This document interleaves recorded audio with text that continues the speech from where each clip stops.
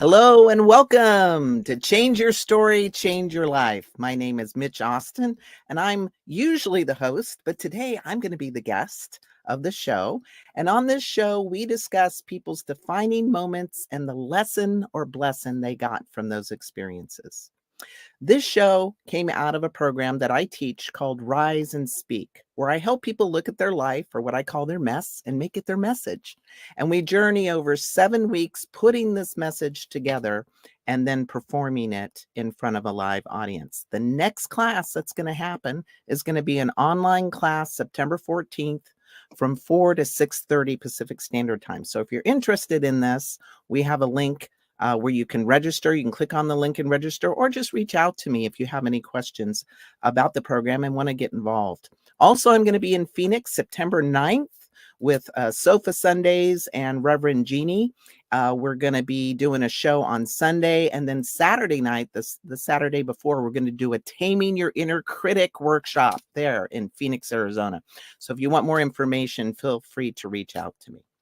So those are the announcements I have, and I am so grateful to have Reverend Renee Laboa as the host asking me questions today. Thank you so much, Reverend Renee. I appreciate you. Oh, thank you. I'm very excited. Are you ready to go? I think I am. If not, all right. Well, hey guys, I'm very honored to be here with you guys, and I'm excited to tell you about Mitch. Mitch is an amazing human being, and I have been honored to get to know him deeper, and I consider him a dear friend. So let me tell you about him. He was raised in the science of mind philosophy, and he's been a practitioner since 2012. He speaks all over the place. He's now currently in his practice of getting his ministerial license, and I know that the world's going to be blessed by that. Let me tell you about him. Mitch formed a Speak, Teach, Inspired, class, or I guess it's a workshop, spiritual counseling, the Rise and Speak Academy, and other self-improvement classes such as Taming Your Inner Critic, which I have been a witness to, Empowered Communication for Spiritual People, and Eat, Pray, Love. He also has the Rise and Speak. I was a witness for his class, absolutely transformative. And if you get a chance to be a part of one of his classes, please do so. Mitch is a member of the Imani Center, and he is on the Ministerial Council.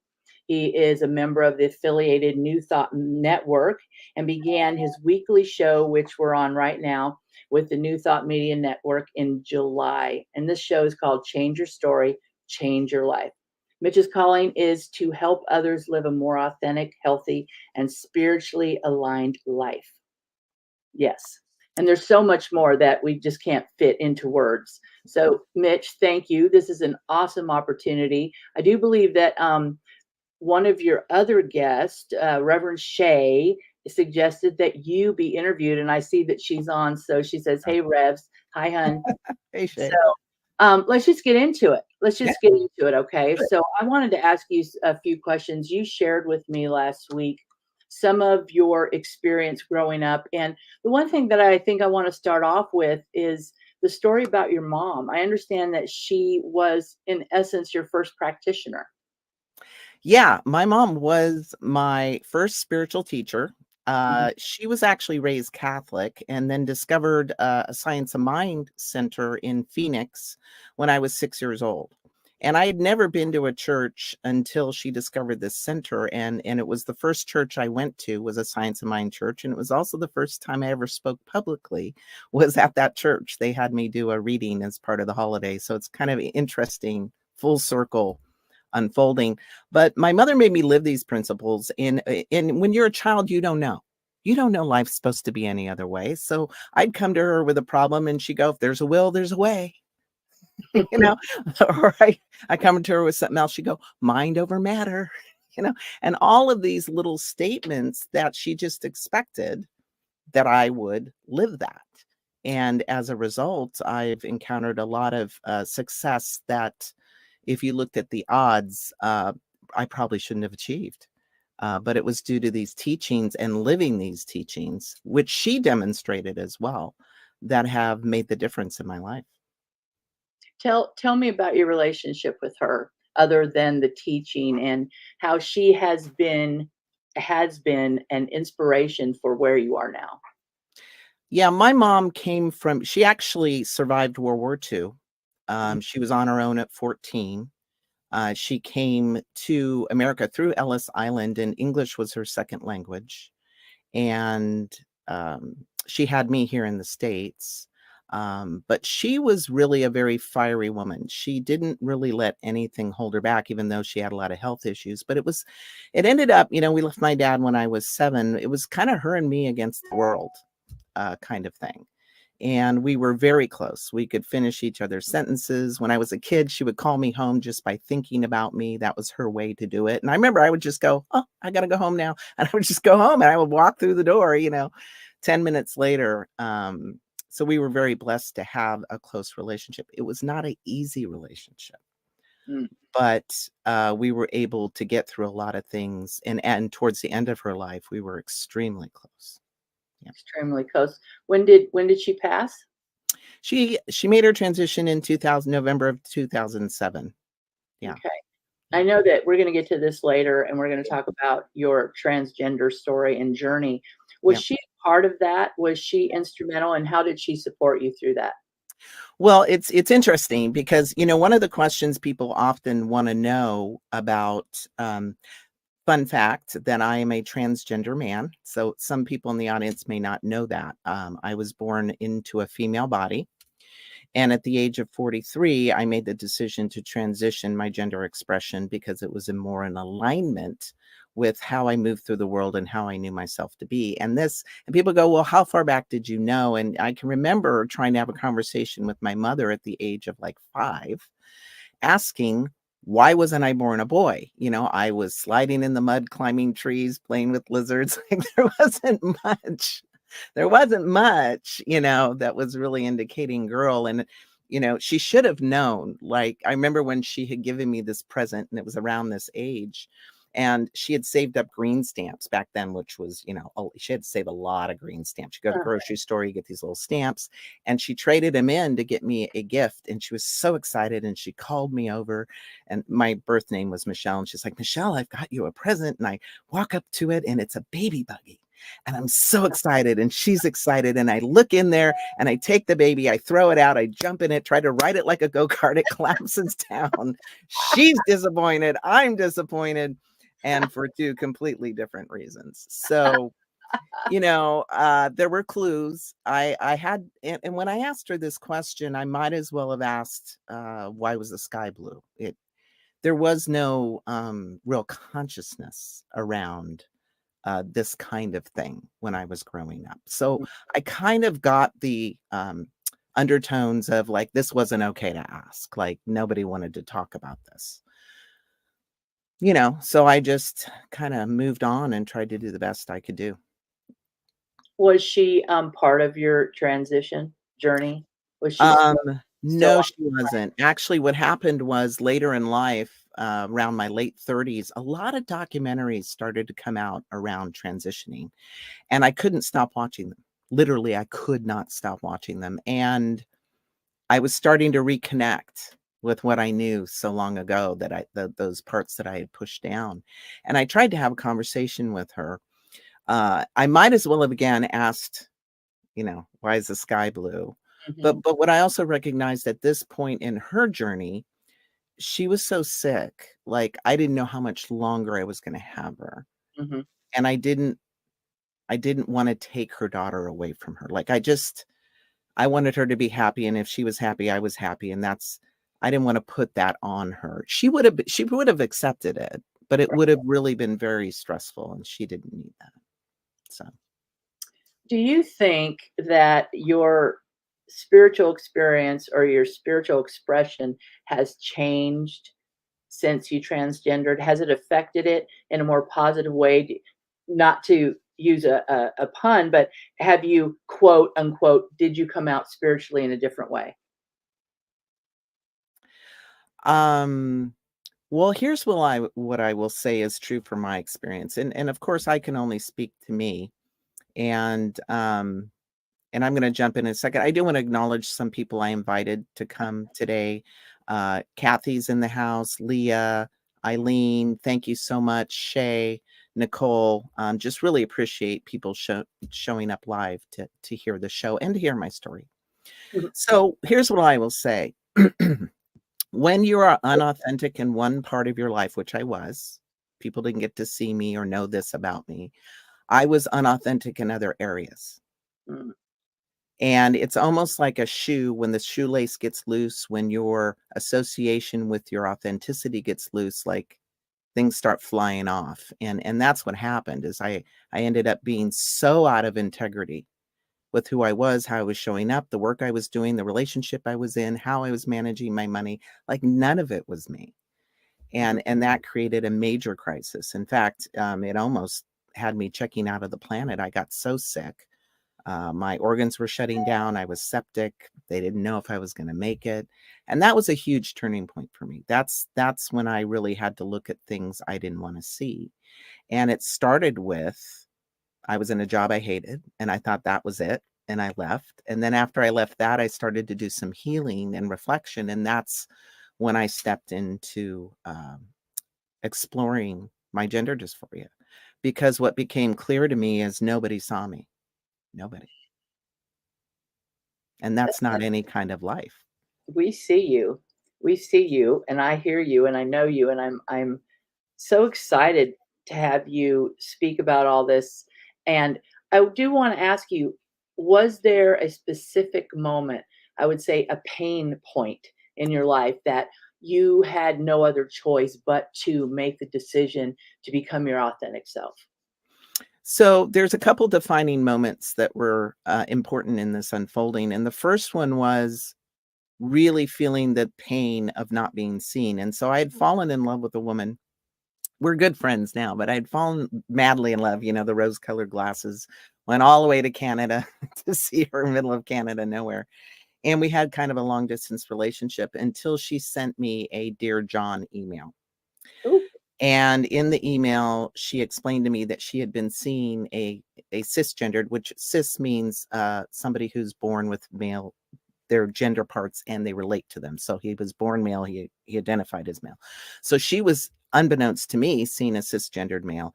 And in her email, she said she would marry me in a heartbeat if I was a man. Ah, it must have been heartbreaking. Yeah, that hurt me in a place where I couldn't ignore it. And I knew it wasn't just about the betrayal. There was something else going on there. And I knew I just couldn't do this anymore. And I Mm. had to figure it out. And that's when I started the journey. That's when I started to get some help. I went to a support group.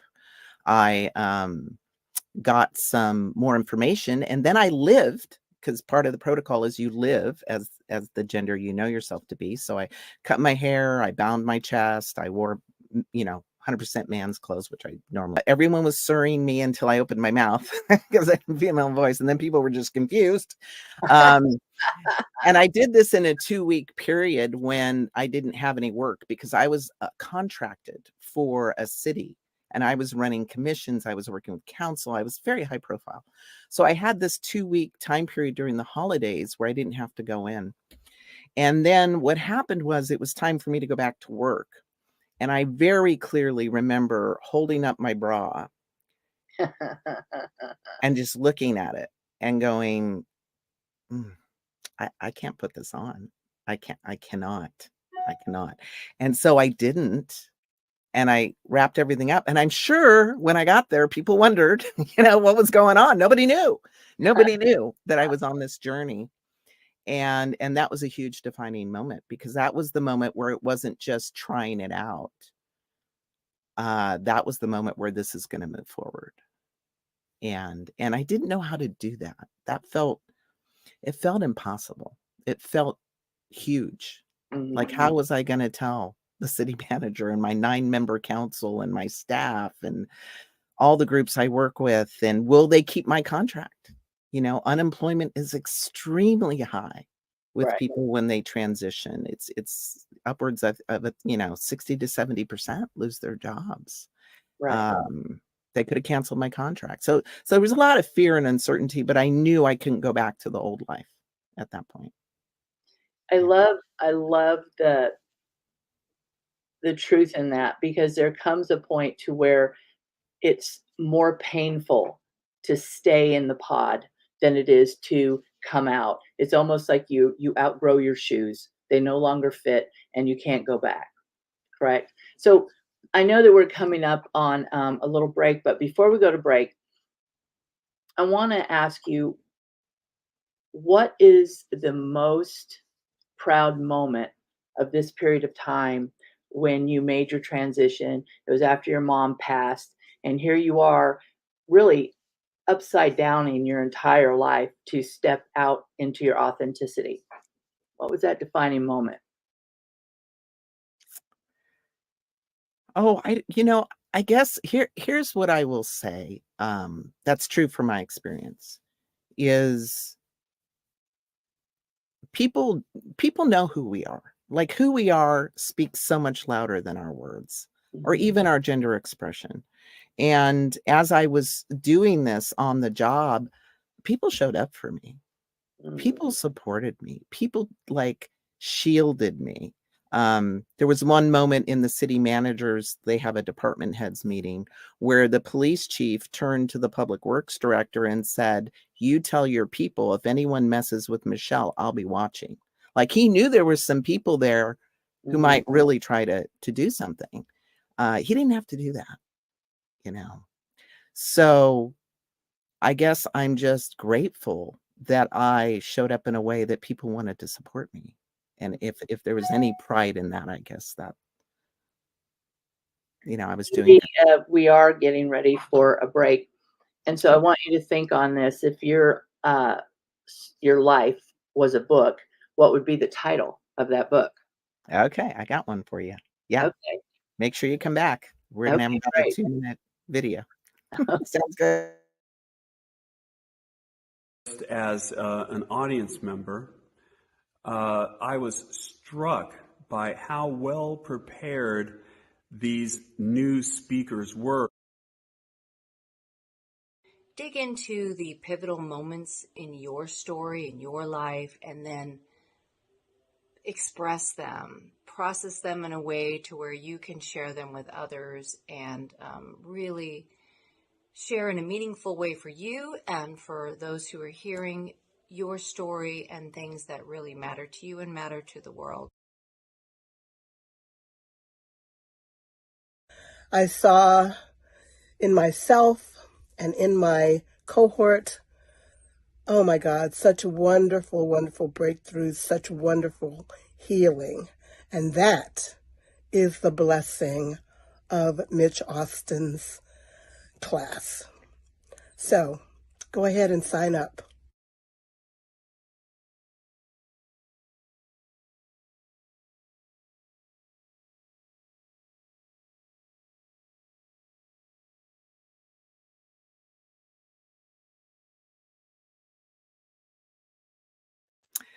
All right, we're back. Before I jump into the book title, because I really want to get to this, there is one more thing I want to add that I really want people to know. Okay. A lot of times people think that the big gift in my transition was I get to live authentically, and that is a gift. That is a huge gift. And I wouldn't be doing this work. You wouldn't be seeing me. I wouldn't be on stages. I wouldn't be coaching or teaching or doing any of the wonderful work I get a chance to do in the world if I hadn't made this journey. Because you can't tell people to live authentically and trust the divine, and then you're not living it, Right. right? But here was the bigger gift, actually, is when I saw people rising up and supporting me, it healed me in a way I didn't know I needed to be healed.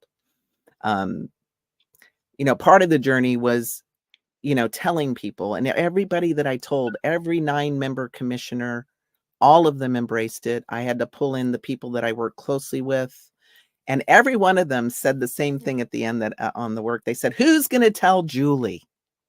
And you got to understand, Julie was like this little school teacher. She was, she was very naive about some things, and she had strong opinions. She was against gay marriage. Like everyone was really worried. Like, how was she going to take this?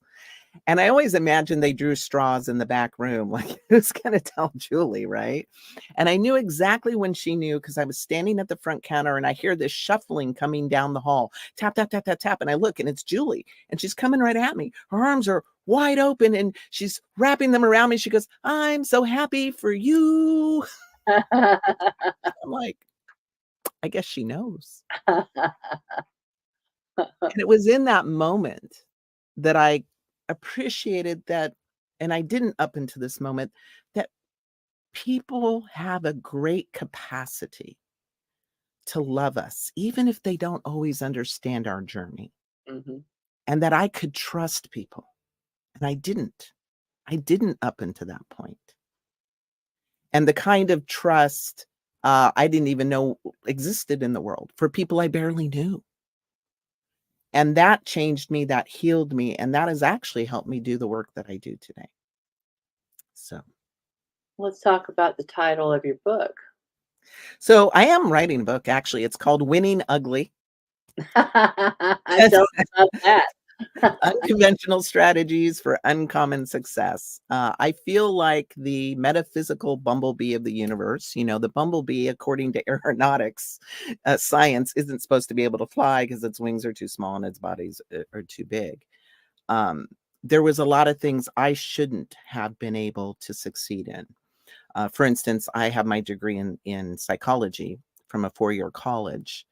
And what I didn't understand until some years after I graduated, that there's something called the education gap. And what happened is some educators got together and said, why do some of the students given the same education go to college and why do some not go to college or get there and not graduate? So they did this big study, and what they found out was students who had parents who didn't graduate college, mine didn't graduate middle school because of different life situations. English was their second language. My mom was born in Europe. English was her second language, and come from a lower socioeconomic background. We were poor. I mean, that's just what it was. And if you were to throw in other factors, alcoholic family and the instability, I had by the odds, by this study, a 2% chance of graduating college. 2%. And I firmly believe, and nobody ever told me that it was against the odds, right? Nobody ever told me I shouldn't succeed.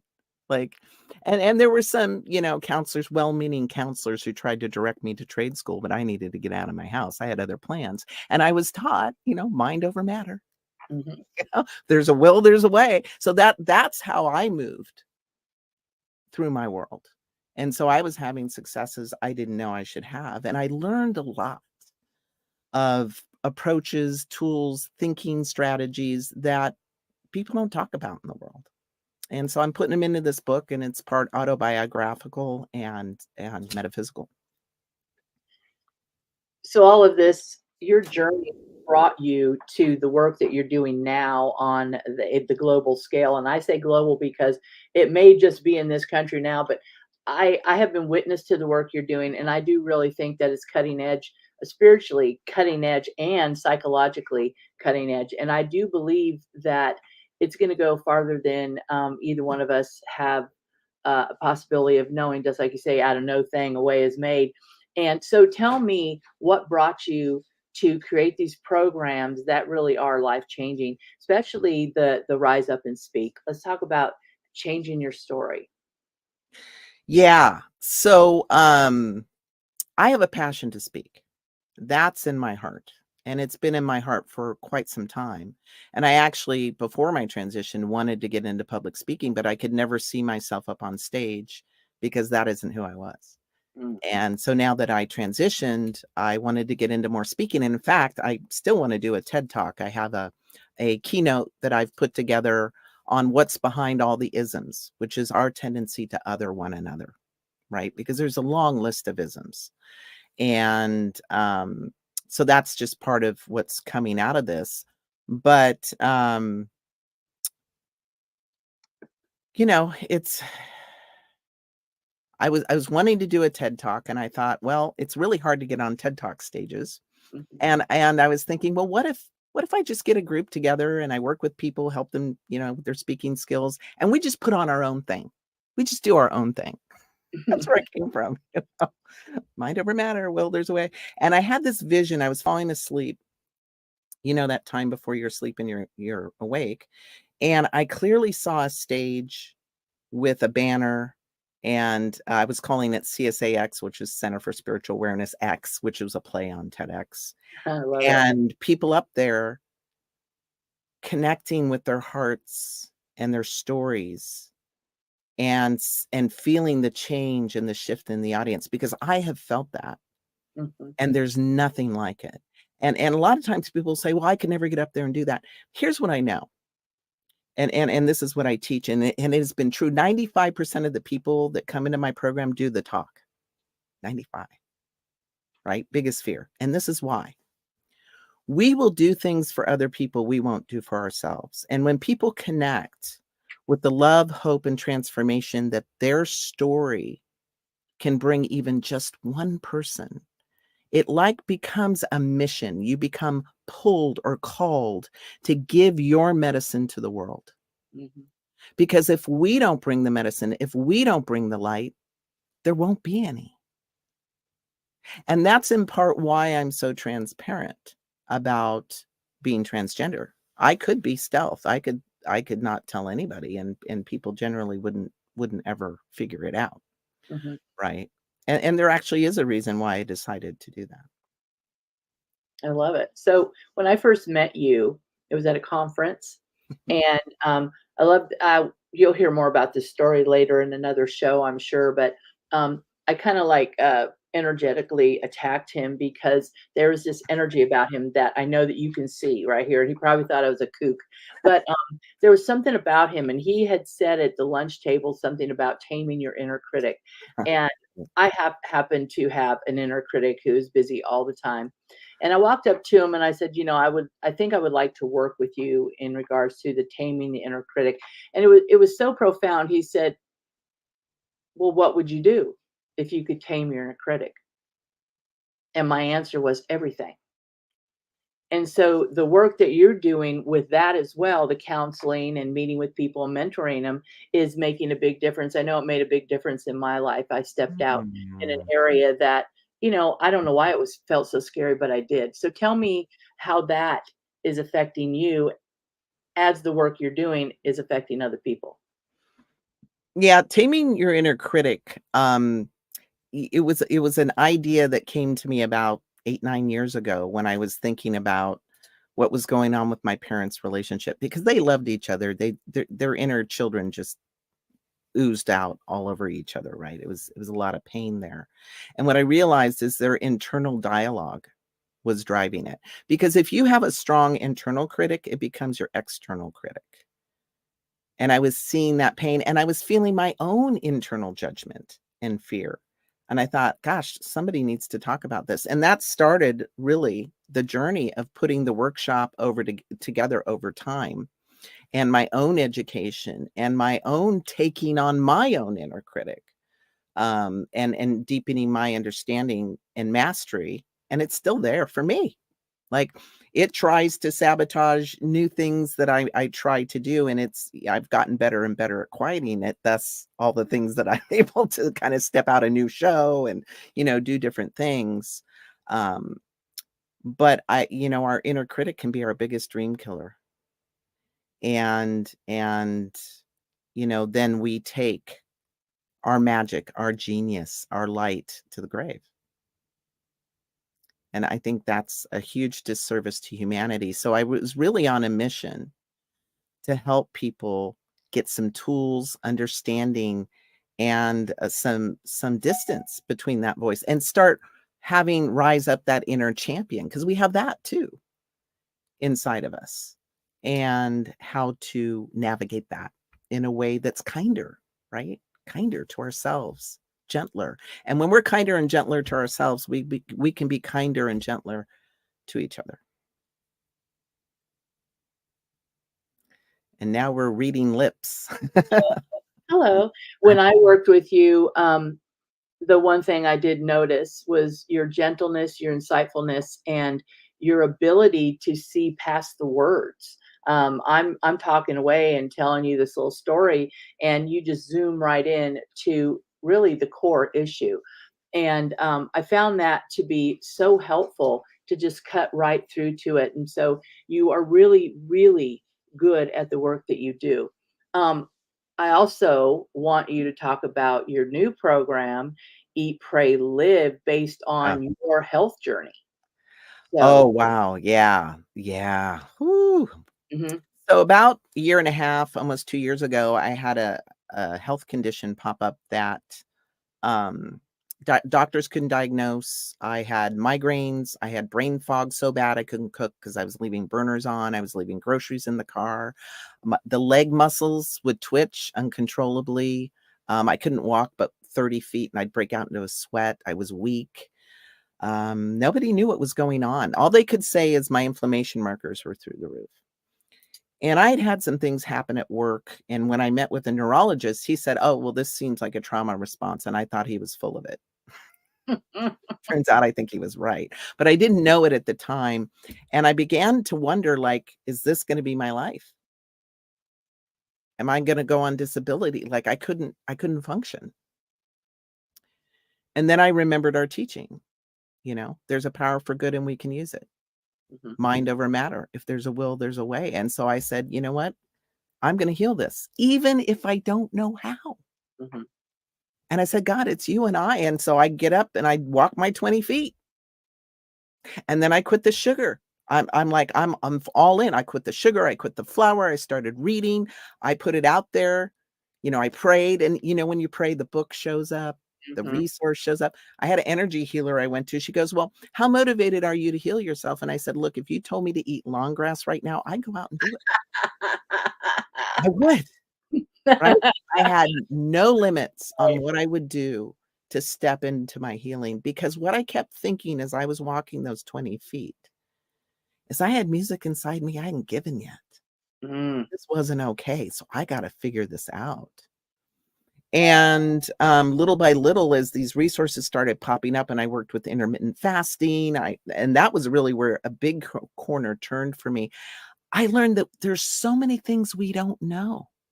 We don't know what we don't know. And I was mind blown about the things that nobody knows about that make a huge difference on our mind, body, and spirit whole being.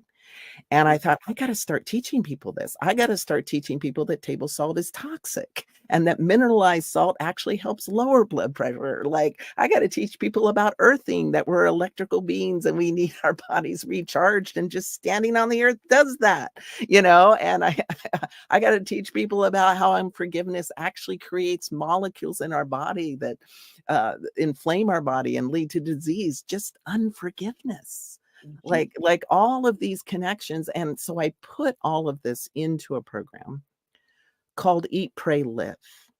And the program is designed to meet people where they're at. Because here's what I believe. Two things.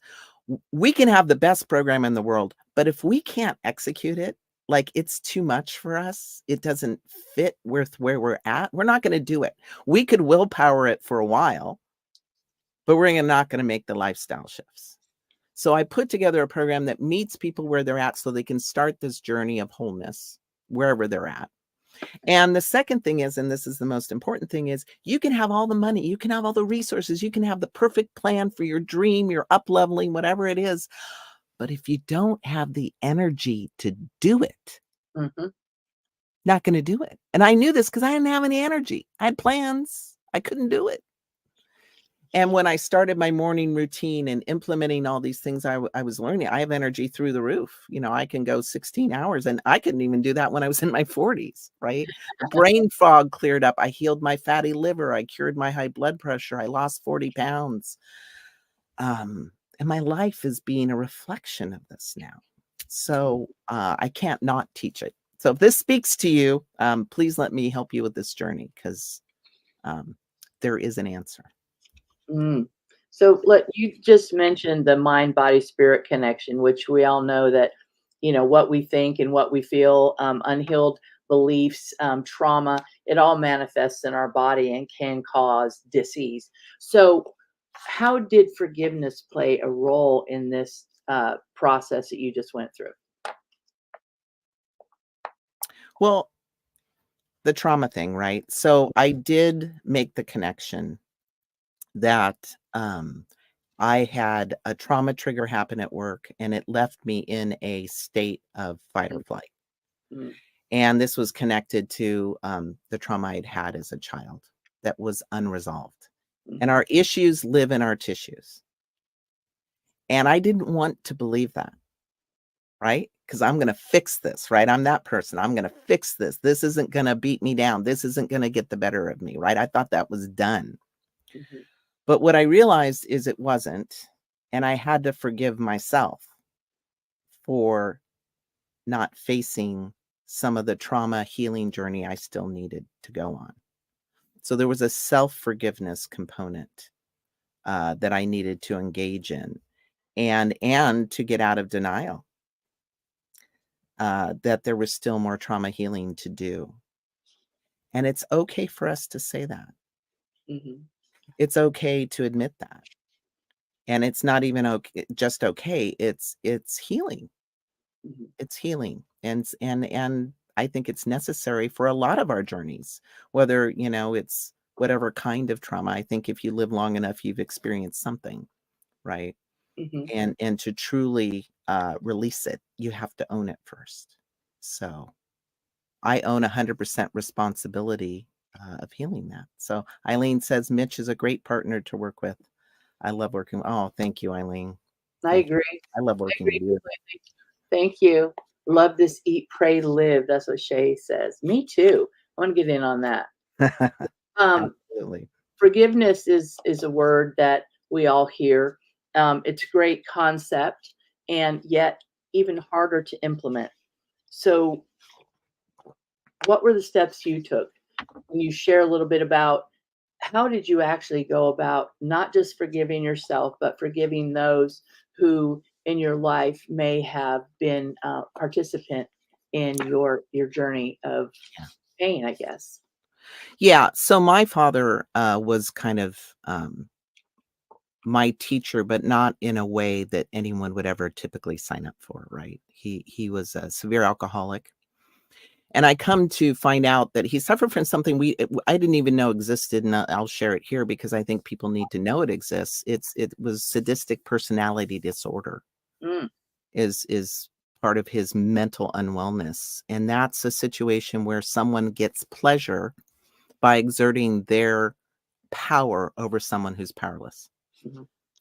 And he would do those things. And so to me, my father, when we left at 7, was just this scary, monstrous figure that I didn't know. And what would happen later on in life, I thought I had escaped addiction, but I hadn't. And I remember very clearly being in my backyard reflecting on my life. I was showing up as somebody I didn't even recognize. The kind of anger and the decisions I was making, I was a mess. And I was in my own personal hell because of it. And then I thought about my father. What kind of hell was he in with his addictions? With having had to fight in the war as a Marine Raider and kill people without making a sound. Like, he had his own personal hell going on.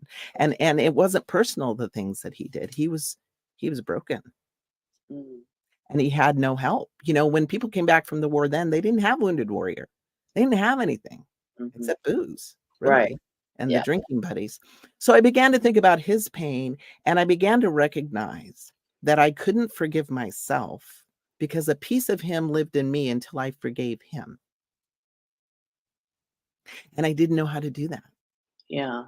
He was long dead, and I didn't really know much about forgiveness principles, but I did know how to pray. And I did the God help me prayer. Mm. Help me forgive my father. I'm ready. And what happened after that was nothing short of, Spirit's hand leading me down the road. I met with my cousin a few months later. She just happened to pull out all the pictures of the family, pictures of my dad I hadn't seen. My dad was her favorite uncle. She loved him, and she had all these great stories. And I'm like, well, that wasn't my experience. Mhm. And what she told Right. me was, there was a different version of him, but after the war, the family noticed that it had changed him. Right. Right. And I gained understanding. It didn't change what happened, but I now had an adult view of my father, not a 7-year-old view. Mm-hmm.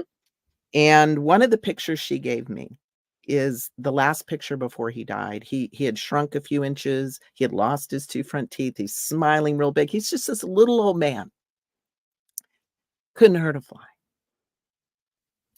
And that's who my father is to me now. It's all gone. Every bit of it. Every bit of fear, judgment, it's all gone. I love my father. And that isn't anything I knew how to make happen, but I could make welcome because I was willing. And I think when we're really willing and we're really letting go and turning that over, that's when it can come in. That's when it can come in really deep. And that was huge. That was huge for my healing as well. Thank you. I know we need to go to a little break here, a little commercial break. And so stay tuned. I have so many more questions for Mitch. And thanks for everybody who's tuning in. Come back. We'll be back in just a few minutes. I was made in the image. I was made in the image of love. I was made in the image. I was made in the image of love. Here and now I can see I was made beautifully. I was made in the image. I was made in the image of love. Wish we'd all stop acting like we're strangers if we could see underneath. We are one family, and it don't matter where you come from. Every heart beats to the rhythm of one love, one love, one love. Every heart beats to the rhythm of one love. Every heart beats to the rhythm of one. What if we could rise? Hi, welcome back. We're talking to Mitch Austin on his show, and I'm Reverend Renee Lafoa. Thanks for tuning in. We've been asking Mitch some personal questions about his life, and I want to continue on with those questions. And the first one I want to ask is, what inspired you to do this show, and where do you see it going?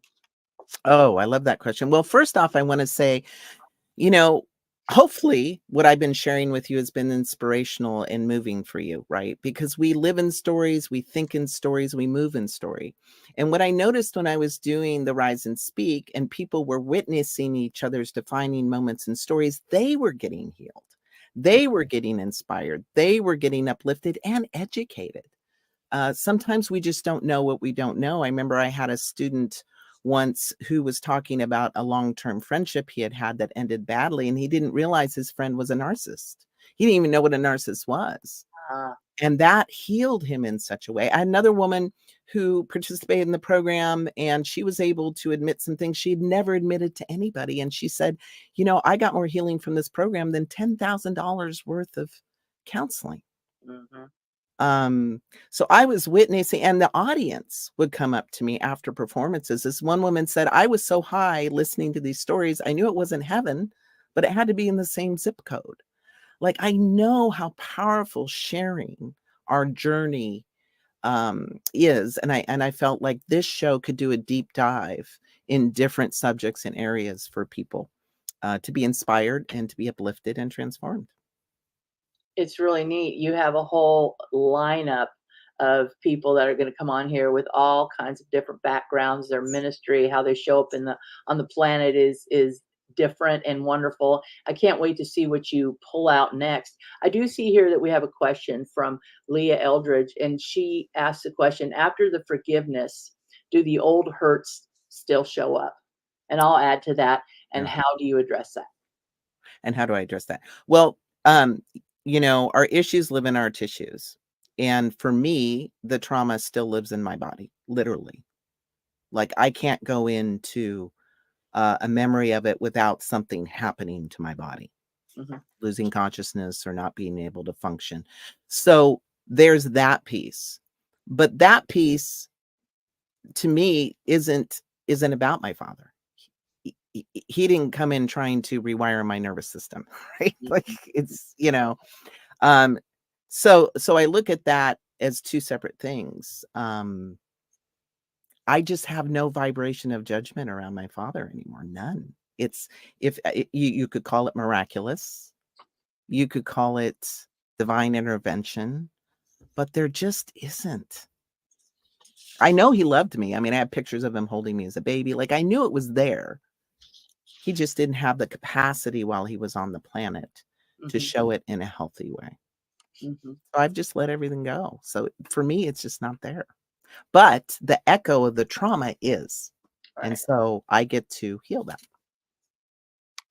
It says, if it's still showing up, is it still more, or is there still more forgiving to do?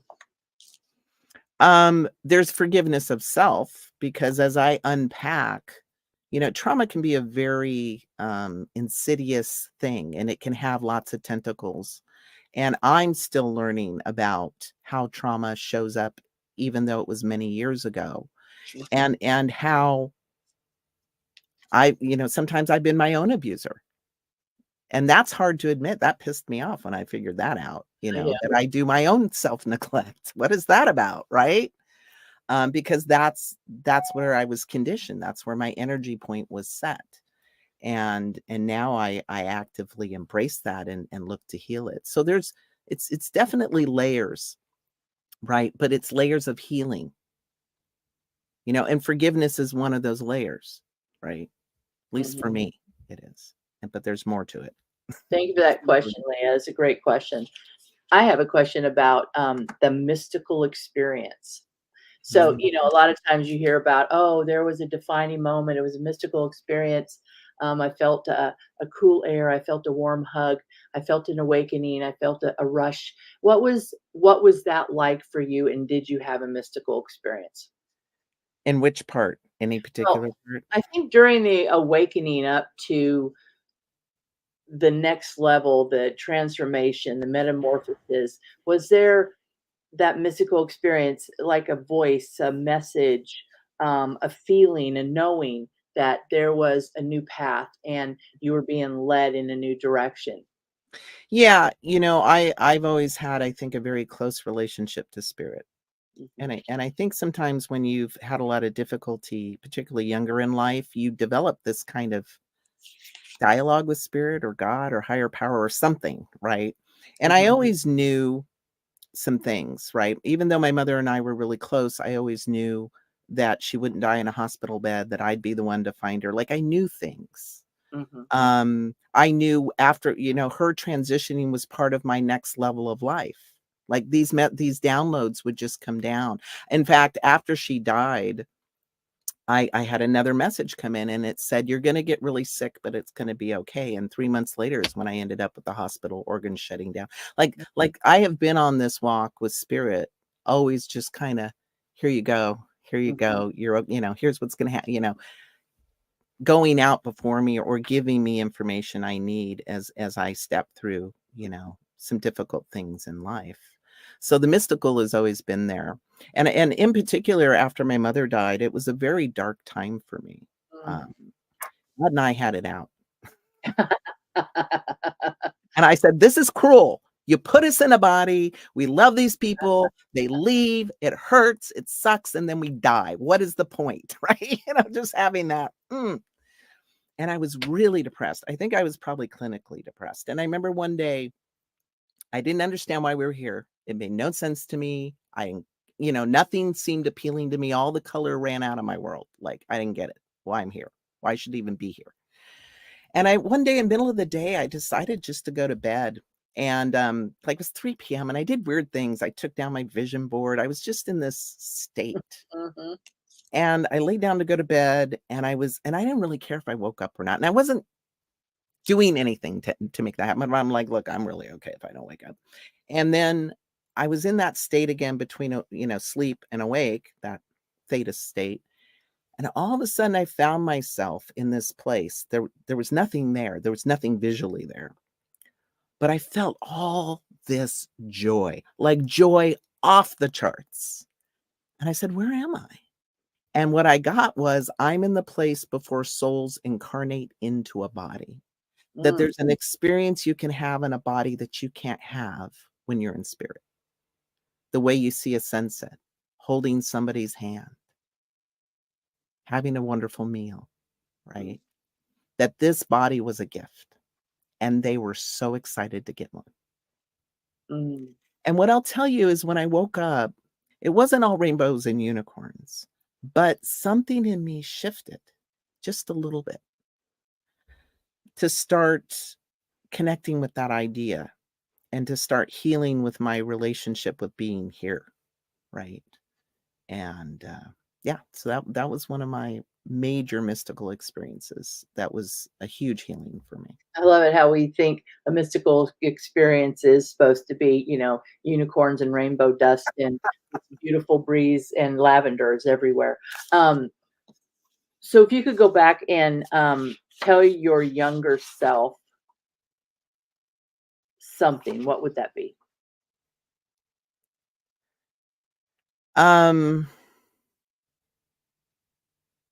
Just that, it sounds trite, but everything's going to work out, and that your life is going to be really great. It's going to be greater than you can imagine. And you're going to get so much help along the way. And you don't have to be afraid. You don't have to be afraid. You said something to me the other day. I'd asked you a question, and you said to me, see the end, keep the end in mind. Start with the end in mind. With the end in mind. And that was really powerful for me. So I'm going to ask you that question in regards to your ministry, in regards to your show and the work and the programs that you're doing. What is the end in mind? Where do you want this to go? So there's only one thing I'm really attached to, and that is my last breath. And so my philosophy of everything that I do, I want to leave everything I have to give the world out into the world. Like, I want to just be empty. I want my last breath to feel like I did a good job, that I loved courageously, that I gave generously, that whatever gifts I had, that I put them out there with everything that I have. And that last breath is peaceful and it feels like I did a good job. That's it. I can already see that will be the truth of you. If you were to give us a message for those of us who sometimes still live with our inner critic, and we're having that daily conversation with her, mine is very busy. What would be that message that you would give right here, right now, for those who are still struggling with that first step into the courageous step through fear? Well, the inner critic isn't the enemy. It's a piece of you that wants to take care of you, but its version of safe is pretty limited. Or it's pretty torturous. Only do what I tell you to do and nothing else, right? Or don't take a risk because of what people might think and say. Imposter syndrome is a big deal. And I was doing a workshop at the SOAR conference, a rogue workshop, an underground workshop. I had a few people around the table when we were doing it. And this one woman had expressed, this imposter syndrome that, she worries about what other people think, and then they'll judge her, and then it'll affect her reputation. And I simply turned to her and I said, well, who are you? Are you the judgments of other people? And she goes, well, no, I'm a piece of spirit. I said, okay, so when is spirit ever not enough? Because that's who we really are. Right? And when we embrace who we really are, we step into our power, because who we really are is limitless power, limitless love, limitless intelligence, wisdom, knowing. When we stand on that, the inner critic has no jurisdiction. I like that. No jurisdiction. That's beautiful.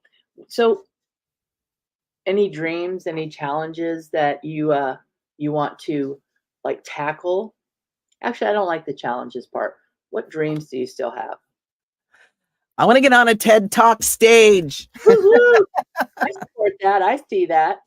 and talk about the power of stories and represent all the brave people who've taken my program. Because I feel a certain responsibility to carry their heart, their love, and their light into the world in a higher way. And to get us talking, can we please take off the mask? Can we please share our challenges and what we're going through and the light of hope we all carry? We all carry it. Mm. But we got to be willing to be vulnerable. We got to be willing to be seen. And that means trusting. And I Yep. guarantee you when you do it, it'll change you in a really good way. It will change it. And just having you in my tribe, someone said here on the comments, you know, they're so blessed to have you in their tribe. And it is a tribe. We are a global tribe, right? True. I see that we're coming to the end of our time together, and I just want to turn it back over to you. And what do you see in your future? What's coming up? Well, I am in my own business now, Speak, Teach, Inspire, and it's a culmination of the public speaking I do. I'm actually picking up more and more spiritual centers. So if I can support your center, please reach out to me. I would love to do that. I'm willing to travel and whatnot. If you want to bring Rise and Speak to your community or center, I can do that as well. So I'm just really wanting to get more expanded because this is my full-time gig. Right. So I need a little more to do. And so there's that. And I also want to mention, you know, I talked about my transgender journey, and I know that this subject is still really new to a lot of people and can be really challenging. Thank you, Eileen. Thank you, Love Eileen. you too. If you know somebody who's struggling with this subject, you can always use my name. You can refer people to me. I am committed to helping people with this journey, whether you have someone in your family who's making this change or you know, somebody you know who needs this support, please have them come to my website or email me. I am more than happy to do that. That's important. Do you have any new shows that you might be creating? Well, there might be, Miss Renee Leboa. We're thinking about doing a show together. Are we kind of good? We have good energy, don't we? Isn't this good? We're thinking about doing a spiritual variety show. So if you think that's cool, like, yeah, it's going to be a lot of fun. We're going to be like these spiritual rebels, and it'll be a lot of laughter and fun and connection and deep thought about some things that we maybe don't always look at. So I'm excited. We're thinking about maybe the new year popping that in. So Yeah, we're both excited. So let me see if there's any more questions that I can come up with in our last few minutes. Any heroes in your life? Anybody you has inspired you to keep walking this path or to expand your path? all the people that have come before, all that, you know, I stand on the shoulders of giants. I was the kid the village raised. Mm. And a lot of these people you wouldn't know, but they live in my heart. Coach Larkin, who signed me up for clinics and would just drive me, you know, so many wonderful everyday people. And when we show up for each other, it makes a difference. It really does. Well, I know we're getting towards the end. We might have went over a minute here, but I want to thank everyone for showing up. Thank you for showing up live to the show. Thank you for your love. Thank you for your support. And I want to thank New Thought Media Network. Please donate so we can have more shows like this. I want to thank 18 Source Productions and, of course, the wonderful Reverend Renee Leboa. And tune in next week, 11 a.m. Until then, tell your story and shine your light. Thank you, everybody. Bye, guys. Thanks for watching.